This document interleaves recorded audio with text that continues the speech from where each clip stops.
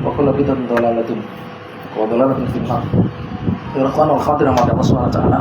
Alhamdulillah kita memuji Allah Jalla Jalaluhu dan Allah Subhanahu wa taala mudahkan kita ya dalam menimba ilmu agama. Jadi ini karunia Allah Subhanahu wa taala. Ya Allah Jalla Jalaluhu memberikan kebaikan kepada seorang hamba yang dikehendaki Allah Subhanahu wa taala. Oleh karenanya kita banyak berdoa kepada Allah Subhanahu wa taala di sisa umur yang Allah berikan kepada kita ya untuk mudah dalam memanfaatkan umur yang Allah berikan kepada kita ya dengan mudahnya melakukan amal saleh. Sebagaimana Nabi sallallahu pernah ditanya, "Ayyun nasi khairun, manusia mana yang baik?" Wahai Nabi sallallahu, Nabi sallallahu bersabda, "Man tala umruhu wa hasuna amaluhu." Siapa yang diberi panjang umurnya oleh Allah Subhanahu wa taala, maka dialah yang menjalankan melaksanakan ketika umur dipanjangkan Allah Jalla wa'ala untuk ketaatan kepada ini manusia yang paling baik. Kemudian Nabi SAW ditanya lagi, "Ayun nasi syarrun, manusia mana yang paling jelek?" Wahai Nabi SAW, maka Nabi SAW bersabda, "Man tala umruhu wa sa'a amaluhu." Ini orang yang diberi panjang umurnya oleh Allah Subhanahu wa taala namun digunakan untuk kemaksiatan. Ya, waliyadzubillah. Baik, kita lanjutkan ya. Pembahasan kitab Min Ajaib Doa. Ya, Min Ajaib Doa. Ya. Sampai kepada pembahasan yang selanjutnya. Ju'ila fi qarnin min narin wa duriba bil masamir. Ya. Artinya seorang yang dia didoakan oleh Imam Ahmad bin Hanbal, dikatakan Imam Ahmad bin Hanbal ya didoakan dengan keburukan. Ya, diletakkan seorang yang didoakan oleh Imam Ahmad bin Hanbal di tungku yang ada apinya, kemudian dipukul dengan masamir. Ini jamak dari mismar ya, paku ya, artinya dihujam dengan paku ya, dan dia pun meninggal. Di antaranya adalah orang yang berbuat zalim kepada Imam Ahmad bin Hanbal. Doa al-Imam Ahmad bin Hanbal, doaul Imami Ahmad bin Hanbal. Ya, ini cerita tentang doanya Imam Ahmad bin Hanbal. Kita kenal Imam Ahmad bin Hanbal memiliki doa mustajab. Ada cerita yang sudah kita ceritakan, seorang lelaki yang diutus oleh ibunya untuk datang kepada Imam Ahmad bin Hanbal yang ibu tersebut dalam keadaan lumpuh. Torful falij, lumpuh. Ya, bukan torful falij. Torful falij ini separuh lumpuh ya. Ini lumpuh. Ya, maka dia mengutus anaknya untuk datang kepada Imam Ahmad bin Hanbal untuk meminta doa agar kesembuhan Allah Jalla wa'ala berikan kepadanya.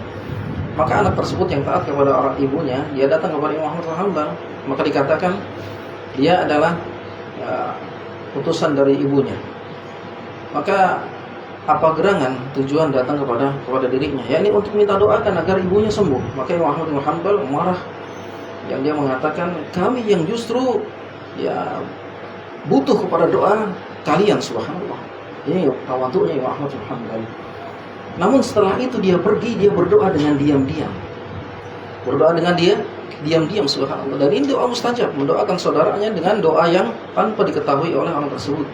Doa mustajab. Walaka qala al-malakul muwakkal walaka bimislin. Dan ini mendapatkan doa dari doa malaikat, engkau pun mendapatkan doa sebagaimana doa yang engkau ya panjatkan kepada Allah Subhanahu wa taala untuk saudaramu. Yakni min dhahril ghaib, tanpa sepengetahuannya. Jadi doa mustajab. Ya, sebagaimana orang tersebut menceritakan, ketika Anda pergi, ada orang tua, ibu keluar, ya mungkin ibunya Imam Ahmad bin Hanbal, mengatakan sungguhnya Ahmad bin Hanbal mendoakan ibumu, subhanallah. Maka ketika orang ini pulang ke rumahnya, ternyata ibunya yang lumpuh sudah berjalan, seakan-akan tidak pernah terkena penyakit lumpuh sedikit pun, subhanallah. Imam Ahmad bin Hanbal memiliki doa yang mustajab. Kenapa? Karena doanya yang mustajab karena kesolehannya, subhanallah. Karena demikian orang-orang yang berilmu semakin takut kepada Allah, bukan semakin berilmu semakin menerjang syariat Islam. Ya, bukan demikian. Ya, sungguhnya orang yang berilmu sungguh takutnya bersangatan bertambah kepada Allah Subhanahu wa taala, sebagaimana telah kita sebutkan Umar bin Khattab radhiyallahu anhu bagaimana ya takutnya kepada Allah dijamin masuk surga. Bahkan Nabi sallallahu bersabda, "Lau kana nabiyyun ba'di lakana Umar." Kata Nabi sallallahu, seandainya ada nabi setelahku maka dia namanya Umar. Maka dia Umar. Tapi bagaimana takutnya Umar?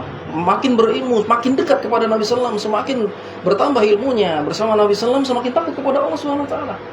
Bahkan dia mengatakan sebagaimana telah sering kita sebutkan, kalau ada panggilan ya dari langit, panggilan tersebut berseru, "Ya ayuhan nas, innakum dakhilunal jannata kullukum ajma'un illa rajulun wahida." Wahai manusia, Sungguhnya kalian seluruhnya masuk ke dalam surga, melainkan satu orang yang tidak masuk ke dalam surga, masuk ke dalam neraka. Maka Umar khawatir satu orang itu adalah dirinya. Dia berkata, la khiftu an akuna huwa. Aku khawatir yang satu orang itu adalah diriku. Subhanallah, padahal dijamin masuk surga. Di gunung Uhud bersama Nabi sallallahu alaihi wasallam, Nabi sallallahu bersabda ketika gunung Uhud tersebut bergetar, uskut ay usbun ya Uhud, diam engkau wahai Uhud, karena di atasmu ada seorang nabi, wasiddiq, dan seorang siddiq yaitu Abu Bakar Siddiq, dan wasyahidan, ya, dan dua orang yang mati syahid. Siapa dia? Umar dan Utsman radhiyallahu anhu. Tapi orang yang berilmu sebagaimana Umar, contoh para salaf terdahulu, semakin takut kepada Allah Subhanahu wa taala. Maka demikianlah orang-orang yang mengikuti para sahabat. Sebagaimana Imam Ahmad bin Hanbal. Ya, Imam Ahmad bin Hanbal. Kenapa demikian kaum muslimin? Ternyata ada riwayat dari Ibnu Majah. Ya, Imam An-Nawawi dalam Al-Majmu' Syarhul Muhadzab menyebutkan hadisnya bi isnadin sahih, hadisnya sahih. Walaupun sebagian ulama menyebutkan hadisnya dhaif. Tapi Imam ulama menyebutkan hadisnya sahih, bi isnadin sahih, hasan lah minimal. Ya, ini apa? Kenapa Imam Ahmad bin Hanbal menyebutkan demikian? Karena Umar bin Khattab radhiyallahu anhu pernah diberikan wasiat Nabi SAW. Apa kata Nabi SAW kepada Umar bin Khattab? Riwayat Ibnu Majah dalam sunannya, "Idza dakhalta ala maridin," jika engkau telah mendatangi orang yang sakit wahai Umar. Ini mustajab, sunnah meminta doa kepada orang yang sakit. Ternyata orang yang sakit itu punya doa mustajab, Pak, subhanallah. Dan kita nggak tahu, baru tahu dengan riwayat ini. Baru tahu dengan riwayat ini. Ya. Sebagaimana wasiat Nabi SAW kepada Umar bin Khattab radhiyallahu anhu, dan Umar berkata, ya, jika engkau masuk atau mendatangi orang yang sakit wahai Umar bin Khattab radhiyallahu anhu, famurhu falyad'u laka. Perintahkan dia untuk mendoakan engkau. Fa inna du'aahu ka du'ail malaikah, karena doanya sebagaimana doa malaikat, subhanallah. Itu mustajab. Ini kita jarang kan, kalau ada orang sakit tolong doakan saya. Ini supaya apa? Supaya memberikan semangat orang yang sakit itu dibutuhkan oleh orang yang sehat, subhanallah. Dia punya doa mustajab. Gitu ya. Jarang ya kan kita minta doa sama orang tersebut. Ya, kebanyakan orang yang sehat mendoakan dia, dan itu sunnah juga dari Nabi SAW. Ya, Sallallahu alaihi Rabbil Arsyil Azim yashfi'ak, sampai 7 kali doakan orang tersebut min dhahril ghaib, tanpa sepengetahuan dia. Maka doanya mustajab, maka Allah akan sembuhkan dia. Ya, oleh karenanya antum ya, ketika sakit didatangi oleh orang yang soleh, orang berilmu, antum bersyukur kepada Allah karena dia akan mengamalkan ilmunya. Dia doakan antum dengan sembunyi-sembunyi. Di antaranya doa yang diajarkan Nabi SAW, membaca 7 kali kepada orang yang sakit, maka Allah akan kabulkan doanya, melainkan dia akan disembuhkan Allah Subhanahu wa taala. Apa doanya?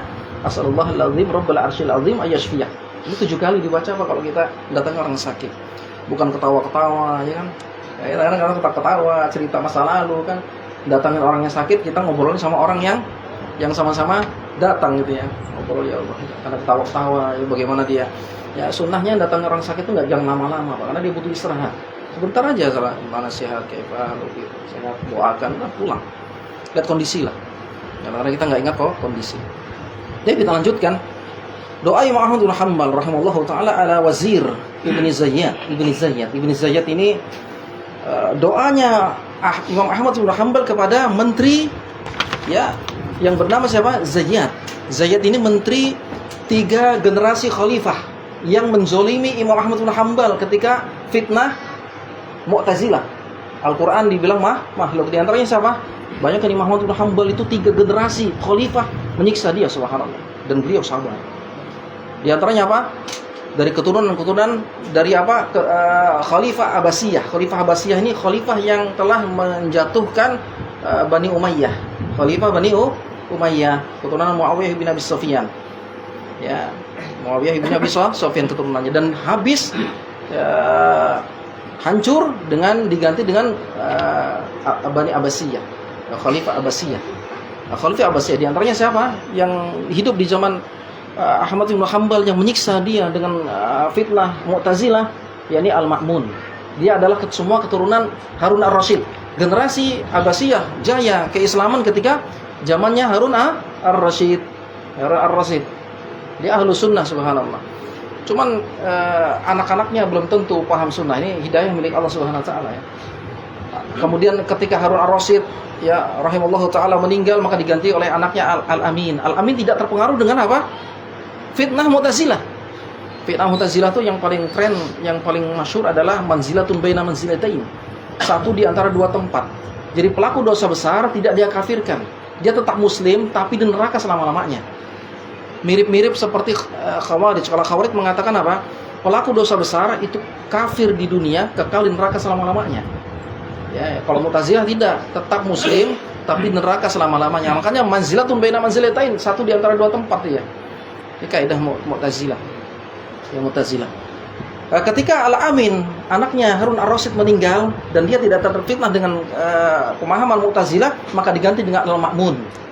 Al-Ma'mun inilah yang membelenggu Harun Ar-Rasyid. Dibelenggu siapa? Dibelenggu apa? Imam Ahmad bin Hanbal, dibelenggu, dirantai. Tidak begitu syadid setelah Al-Ma'mun meninggal. Kemudian Al-Ma'mun meninggal diganti siapa? Al-Mu'tasim. Al-Mu'tasim inilah yang berat siksaannya kepada Imam Ahmad bin Hanbal. Dia dicambuk 80 kali Imam Ahmad bin Hanbal sampai pingsan beberapa kali. Ya. Al-Mu'tasim. Kemudian setelah Al-Mu'tasim baru Al-Wathiq.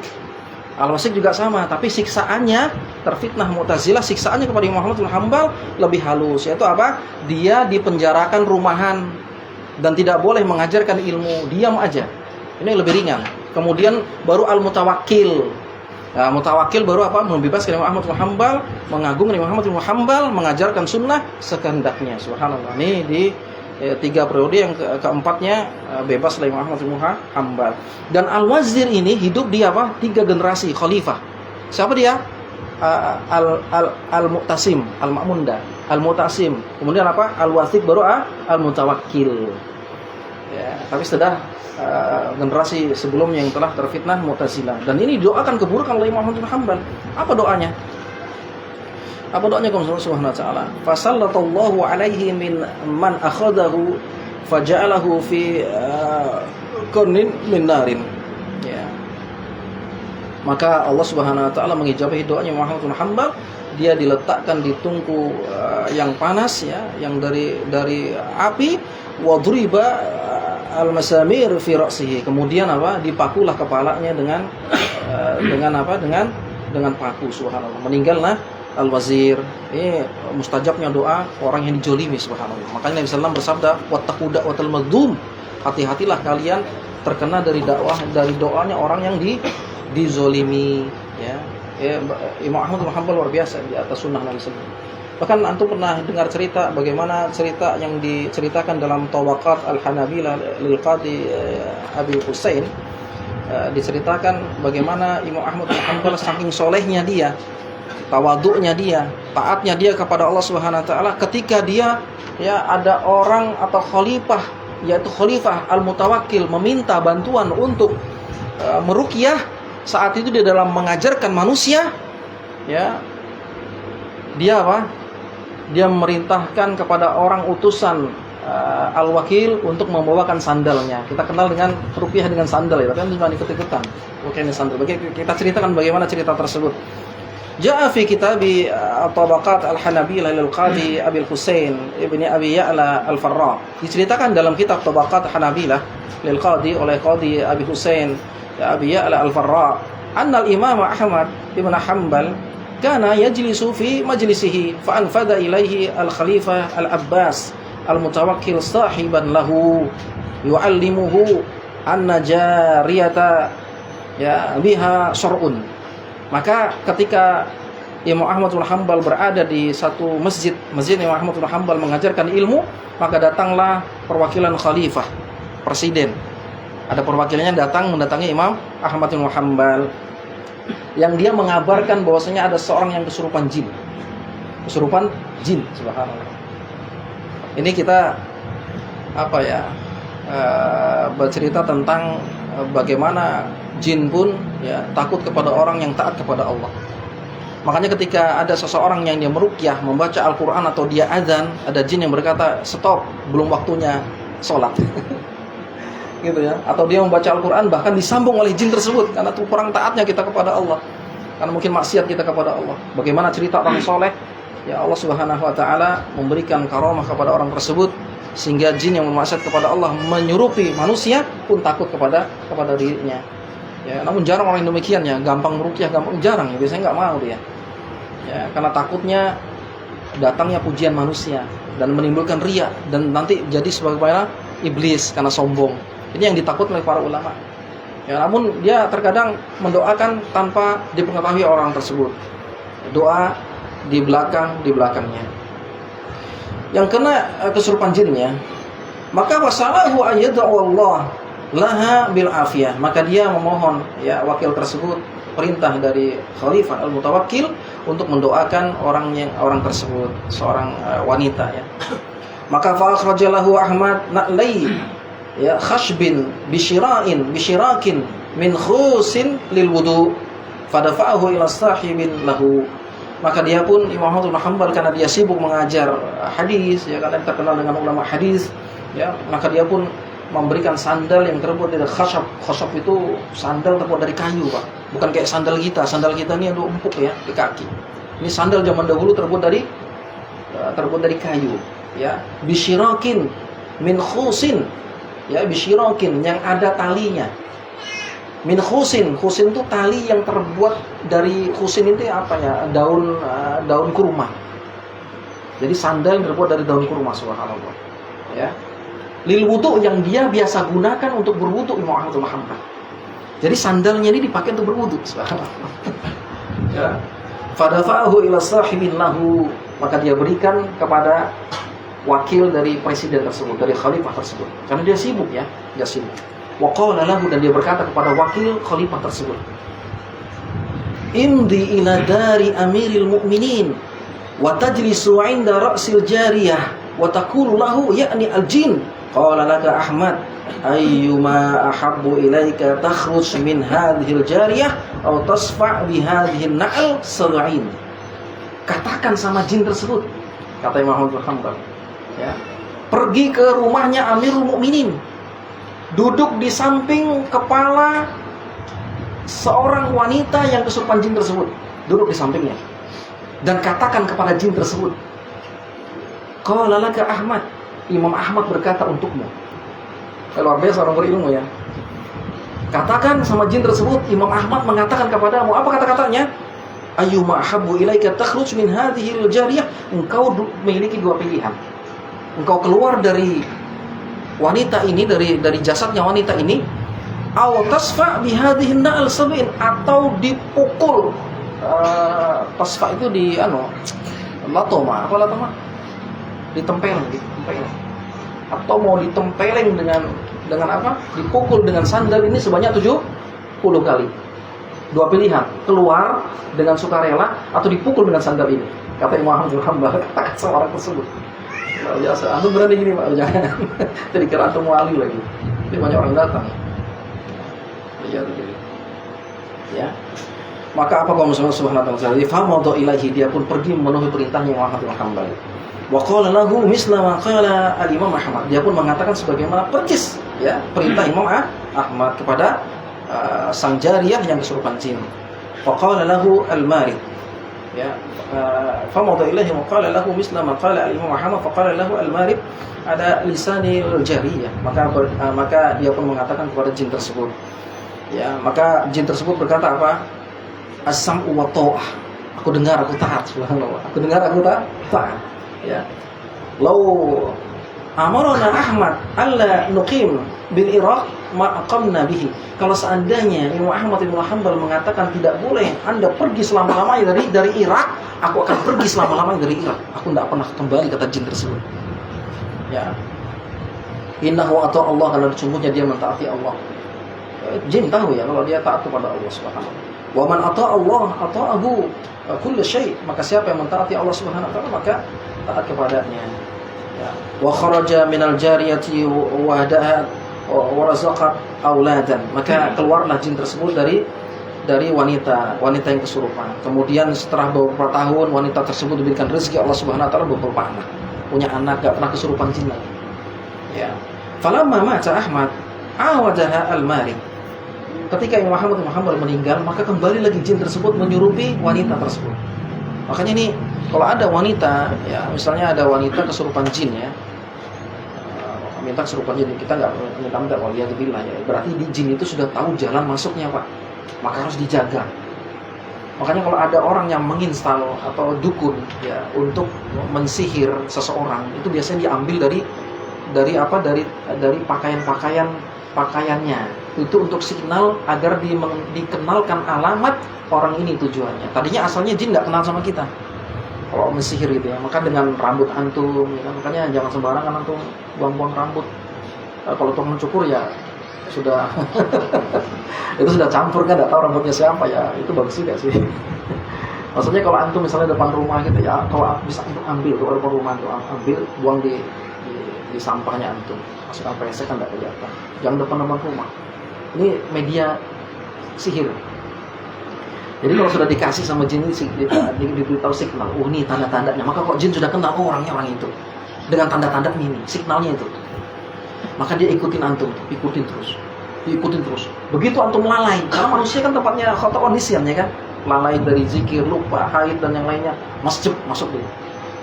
Ketika sudah masuk, ya sudah nyurup, maka dia tahu sudah tempat masuknya, jalan masuknya. Maka biasanya kesurupan terus, Pak. Makanya kalau seperti ini dijagai terus. Di antaranya benteng nafsi, benteng pribadi, menjikir pagi dan petang jangan lupa, taat kepada Allah jangan lupa. Kalau wanita kalau bisa dinikahkan sama orang yang soleh. Saya dulu pernah punya guru ngaji ya, dia Ori ya di Samarinda. Jadi istrinya dulu ceritanya kesurupan. Jadi ceritakan ya, setiap di ruqyah dia pulang nyurup lagi, dia pulang nyurupnya lagi. Jadi ustadz ini jengkel, akhirnya dinikahi Pak. Dinikahi, nggak pernah kesurupan sudah. Alhamdulillah banyak anaknya jadi hafal Quran, mengaji subhanallah. Gitu ya, mana Bahri? Ya Bahri, tapi jangan cari yang seperti itu ya. Nanti antum yang kesurupan nanti. Bahaya ya. Ini diantaranya seperti itu ya, harus didampingi ya. Maka kalau Allah Subhanahu wa taala diberilah anak wanita tersebut. Setelah Imam Ahmad bin Hanbal meninggal, maka jinnya masuk lagi. Ya. Maka diceritakan fa'anfadha al-mutawakkil ila sahibihi Abi Bakar al-Maruzi, maka Khalifah al-Mutawakkil masih hidup. Dia tahu cerita ini, maka dia perintahkan kepada sahabatnya, wakilnya yang bernama Abi Bakar Al-Maruzi wa arafahul hal, dan menceritakan tentang hal tersebut yang terdahulu. Jin tersebut takut dengan sandalnya Muhammad bin Hanbal. Fa akhadha Al-Maruzi an-na'al, dan dia pun mencari sandalnya Muhammad bin Hanbal dan dia dapatkan. Ya wa madha ila al-jariyati, dan pergi kepada seorang wanita yang kesurupan jin yang sama. Ya fakallamahu wal ifrit, ya maka dia mengatakan sebagai perkataan orang yang terdahulu, maka ifrit dengan jin ifrit tersebut ya ala lisaniha berkata, la akhruj, aku tidak akan keluar min hadhil jariyah, dari wanita ini, wala atiuka wala aqbal minka, dan aku tidak mentaatimu. Ya, Ahmad bin Hanbal atau Allah, karena sungguhnya Ahmad bin Hanbal takut kepada Allah. Fa'amarna bi ta'atihi, dan kami diperintahkan Allah Subhanahu wa taala untuk mentaati perintahnya. Ternyata takutnya bukan karena sandalnya, takutnya sama siapa? Imam Ahmad bin Hanbal, karena taatnya kepada Allah memiliki doamu mustajab. Doamu mustajab. Ya, doa mustajab. Oleh karenanya kita berdoa kepada Allah Subhanahu wa taala agar Allah Subhanahu wa taala berikan kita doa mustajab. Makanya selalu kita berdoa terlindung dari 4 perkara. Apa doanya? Allahumma inni a'udzubika min ilmin la yanfa', min qalbin la yakhsha', min nafsin la tashba', wa min da'watin la yustajabu laha. Ya Allah, aku berlindung kepadamu dari ilmu yang tidak manfaat, dari hati yang tidak khusyuk, dari jiwa yang tidak pernah tenang, dan dari doa yang ditolak. Ini kita doa terus Pak, agar Allah berikan kepada kita doa yang mustajab. Maka dekatkan diri kepada Allah SWT. Terlebih ketika seorang menjolimi antum. Kalau orang dijolimi, doanya mustajab. Makanya Nabi SAW berpesan kepada sahabat, ya Muawiyah enggak salah itu, sahabat Nabi SAW Huzaifah yang diperintahkan untuk mengambil zakat ya, orang Yaman ya. Kemudian wattaqi da'watal mazlum, hati-hati engkau daripada terkena doanya orang dijolim. Kenapa? Karena fa innaha mustajabatun, doanya orang yang dijolimi itu mustajab. Meskipun dia bermaksiat kepada Allah, mustajab. Terlepas dari kemaksiatannya kepada Allah, doanya mustajab karena dia dizalimi, dia memiliki hak dizalimi. Ya, dizalimi. Makanya dalam Hadis yang qudsi, Allah berfirman tentang doanya orang yang dijolimi. Apa kata Allah Subhanahu wa taala? Ansurannak walau ba'da hinin. Aku akan tolong engkau wahai orang dijolimi. Aku akan kabulkan doamu meskipun pengabulan yang lama. Tapi pasti doakan, doanya dikabulkan. Makanya kadang-kadang Pak, kalau kita dijolimi orang gitu ya, jolimi orang entah hak kita, entah kita di ini dan di itu gitu ya, kita akan melihat suatu saat, oh ini doa kita yang dulu meskipun bertahun-tahun gitu Pak. Jadi itu terbukti. Ini doa kita yang sudah kita nggak harap-harapkan ternyata Allah kabulkan ketika sudah kita tidak harapkan, dan orang itu terkena doa kita yang dijolimi. Ini terbukti. Makanya hati-hati jangan sampai menjolimi orang. Ya, makanya Nabi SAW berwasiat kepada para sahabatnya dan kepada kita juga kepada umatnya untuk hati-hati untuk tidak menjolimi orang. Ya, Allahu a'lam. Mungkin ini yang kita sampaikan. Bila ada pertanyaan atau yang lainnya, insyaallah kita akan jawab bersama-sama. Wallahu a'lam bishawab. Mungkin ada yang mau ditanyakan Pak? Silakan.